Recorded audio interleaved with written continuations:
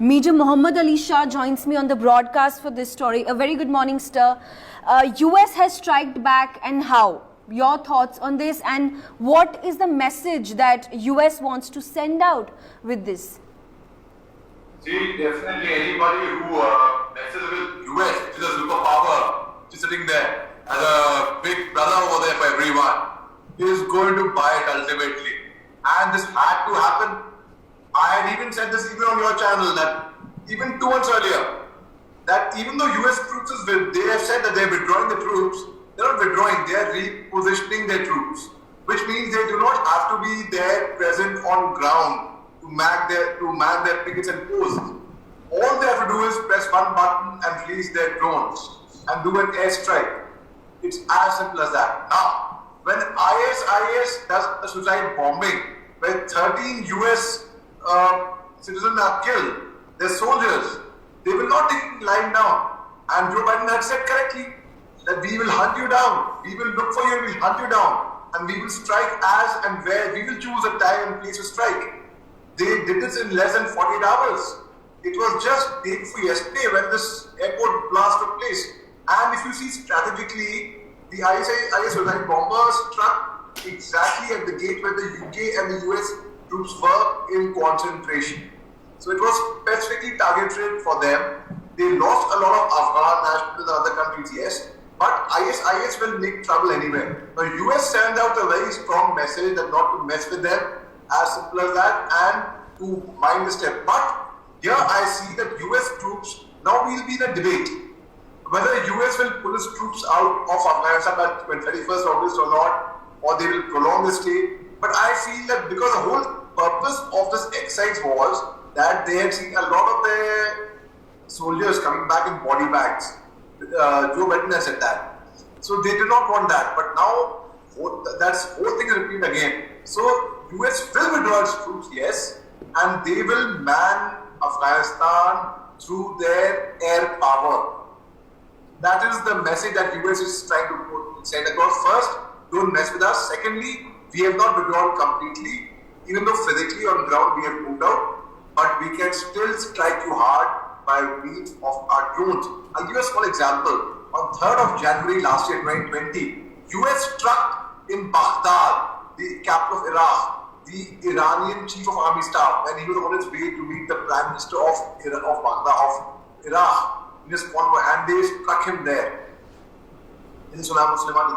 So if UK and US can do that, so US is trying to convey this message that they are the powerful ones and they are not to be messed around with. ISIS will not win in space. Let me tell this to you as well. They are too badly brainwashed. They are of other level. They will be more terrorist activities in Afghanistan thereafter. It's only going to lead. And US, as you rightly said, has issued an advisory for all its citizens to leave the airport. People are okay, can you imagine, Priyanka, the psyche of the people who are bombing the airport? Here they are people stranded at the airport. Imagine the emotions. They are trying to leave the country and flee and go back to their homeland to meet their loved and near and dear ones. The anxiety is already there. There are people tying themselves up on the aircraft. They are doing their best to get out there, okay? Already they are half really demoralized. On top of that, a bombing like this happens. Imagine what could be going through the mind of these people who were stranded at the airport. They will be only fear and nothing else. And these people are only trying to create fear, ISIS. But I think US has taught them a good lesson. And I really hope they actually believe and learn that US, even though they have withdrawn the troops physically on ground, they are still going to be manning Afghanistan by means of their air power. Right, there are also Int'l reports that, local media reports that ISIS is now planning a bigger attack. What is the intention behind this, and what do you think is going to be the impact of this retaliation and counter-retaliation on the overall evacuation program that's currently underway?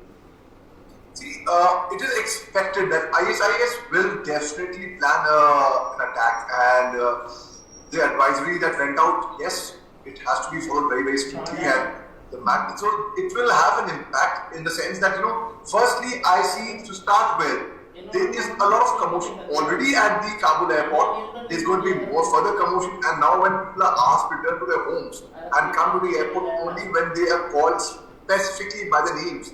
So the fear and panic sets in. And I believe the only virus that spreads rapidly, it's not coronavirus. It is fear and panic. So when fear and panic steps in, the people who are there for the rescue operation, even they will be affected. Of course, it will be affected for sure. Because now you never know. Aircraft, like we have, just yesterday we had an all-party meeting where we had 31 political parties. There were 37 members from 31 political parties. They met.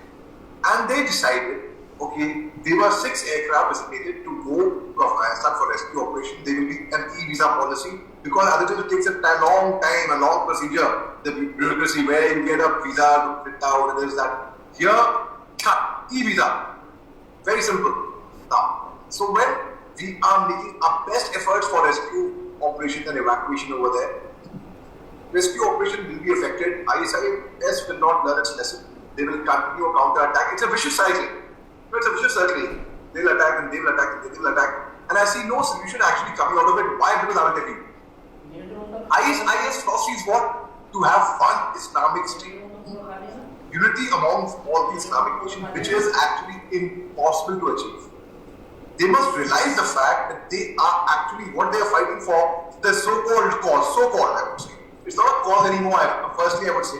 But as per them, their so-called cause, they are causing maximum damage, maximum casualty to their own brethren for that matter. Like I'll give an example of Taliban itself.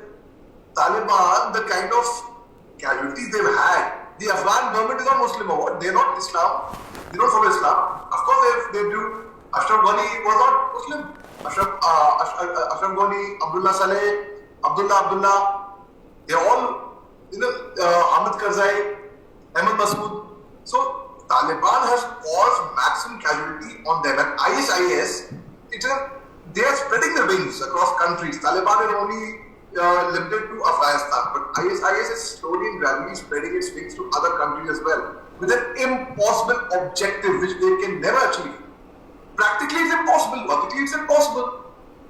If they can only understand this, which I have a doubt, Priyanka, I wrote an open letter to Jaish Mohammed, the terrorist outfit, when the Pulwama attacks, the dastardly Pulwama attacks took place on 14th February 2019. And that letter had over 10 million shares in one single day on social media. I was interviewed on that letter, on that content by your channel as well. And the reason why it went so viral is because I explained that these suicide bombers that these states produce, they are actually misguided missiles who are brainwashed. They, in order to see youth, we should not see them with weapons, we should see them with laptops, pens, books. Education is the way forward. But these people, they are so badly brainwashed that they will certainly plan a bigger attack. US will come again in its elements, US will react.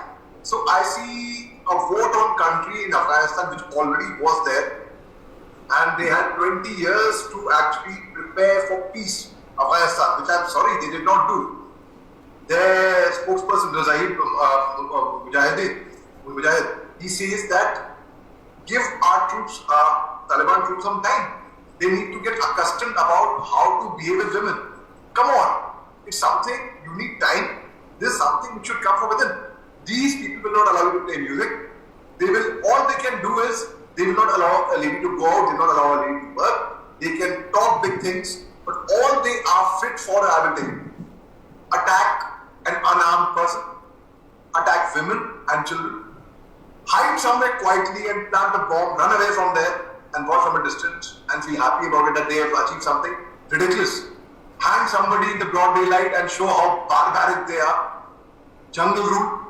On 27 September 1997, they hung their president, Dr. Mohommed Ali Shah. What on a lamppost when he was taking shelter in a UN office inside. So what message they conveyed? Imagine their reputation. And now when Taliban says that they are trying hard to change and they are a reformed Taliban. Yes, they are a changed Taliban. That their machinery is stronger. They become softer in terms of warriors. For 20 years, they were not in the caves.